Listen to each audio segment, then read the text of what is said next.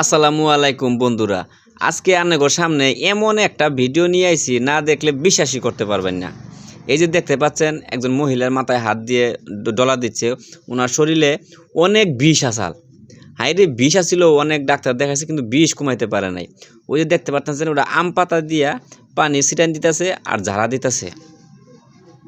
এই ঝাড়ার মাধ্যমে এই মহিলাটার শরীরের সমস্ত বিষ নিমিষেই গায়েব। আমি বিশ্বাসই করতে পারি নাই। আল্লাহ পাক এখনও মানুষের ভিতরে অনেক ক্ষমতা দিয়েছে।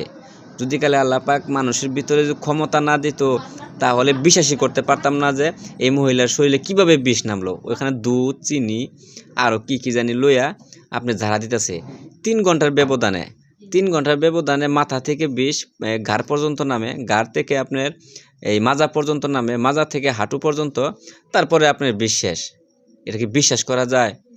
কোনো ডাক্তারের প্রয়োজন হয় নাই, শুধু এই ফু ঝাড়ার মাধ্যমে। তাই বলি, মানুষের সাথে আল্লাহ পাক এখনও অনেক ক্ষমতা দিয়েছে, যেগুলো ক্ষমতা আসলে বিশ্বাস করতে হয়।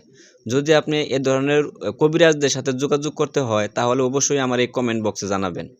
আসসালামু আলাইকুম।